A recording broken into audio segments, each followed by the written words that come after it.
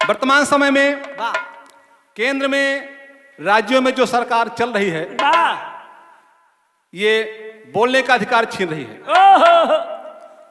बाबा साहब ने संविधान में आर्टिकल 19 में लिखा है सबको बोलने की आजादी है, लेकिन इस सरकार में अपनी बात आप नहीं कह सकते। अगर सच कहेंगे, सरकार से सवाल करेंगे तो आपके ऊपर जांच लग जाएगी, आपकी जेल हो जाएगी।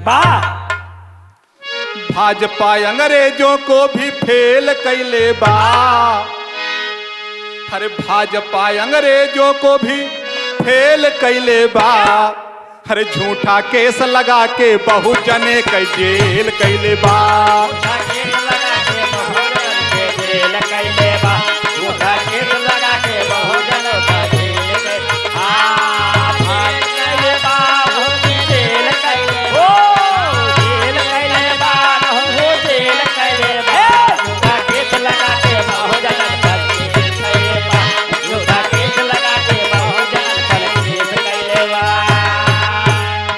हर पेपर और पोस्टर में होला सारा काम हो, पेपर और पोस्टर में होला सारा काम हो, पोस्टर में होला सारा काम। मीडिया तो बनल सरकार का गुलाम हो, मीडिया तो सरकार का गुलाम हो, मीडिया तो सरकार का गुलाम हो। हर पूछे नहीं सवाल ब्लैकमेल कैले बा, पूछे नहीं सवाल ब्लैकमेल कैले बा, झूठा केस लगा के बहुजने के जेल कैले बा। केस लगा के बहुजन के जेल कैले बा, झूठा केस लगा के बहुजन के जेल कैले बा। देखें आप, हमारे देश में बोलने पर प्रतिबंध लगाया जा रहा है। किसी चैनल ने अगर सही न्यूज दिखा दिया तो उसका खाता सीज कर देते हैं।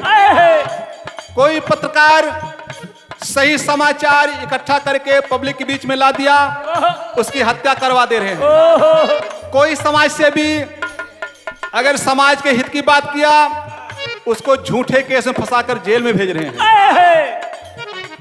आज की सरकार अंग्रेजों से भी बदतर सरकार है।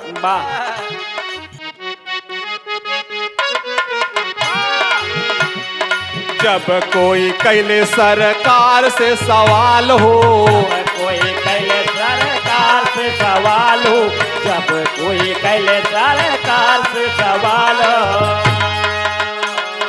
ईडी सीबीआई जांच लागल तत्काल हो, सीबीआई जांच लागल सरकार हो, सीबीआई जांच लागल सरकार हो।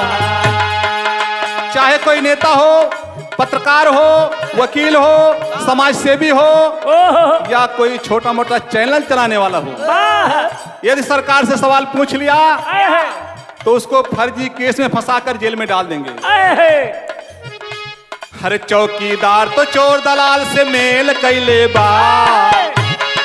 आप लोगों को ध्यान होगा, पहली बार प्रधानमंत्री नरेंद्र मोदी ने कहा था मैं चाय वाला हूं, चाय बेचने वाला हूं। दूसरी बार चुनाव आया तो कहा मैं चौकीदार हूं। चौकीदारी करते रहे और लोग देश का पैसा विदेश लेकर भागते रहे। कैसे चौकीदार हैं आप? ये चौकीदार हैं अडानी अंबानी के, पूंजीपतियों के। चौकीदार तो चोर दलाल से मेल कैले बा, झूठा केस लगा के बहुजने के जेल कैले बा। केस लगा के बहुजने के जेल कैले बा, केस लगा के बहुजने के जेल जेल कैले बा, हो जेल कैले, ओ जेल कैले बा, हो जेल कैले बा, झूठा केस लगा के बहुजन के जेल कैले बा, झूठा केस लगा के बहुजन के जेल कैले बा। और आखिरी अंतरा में देखें आप, मनवादी विचारधारा के लोग चाह रहे हैं मनुस्मृति लागू हो, संविधान खत्म हो जाए। बहुजन अगर आगे नहीं बढ़ेंगे, संघर्ष नहीं करेंगे, अपनी लड़ाई नहीं लड़ेंगे, संविधान खत्म हो जाएगा, आप गुलाम हो जाएंगे। मनुवादी चाहे मनुस्मृति विधान हो, चाहे मनुस्मृति विधान हो, मन बाती चाहे मन इसमें के बिगाड़ हो बहुजन बचाओ खतरे माँ संविधान हो बहुजन बचाओ खतरे में संविधान हो बहुजन बचाओ खतरे में संविधान जय नारायण जनता नाक नकेल कैले बा जय नारायण जनता के नाक नकेल कैले बा झूठा केस लगा के बहुजन के जेल कैले बा केस लगा के बहुजन के जेल कैले बा झूठा केस लगा के बहुजन के जेल जय नारायण जनता नाक नकेल कैले बा जय नारायण जनता के नाक नकेल कैले बा झूठा केस लगा के बहुजन के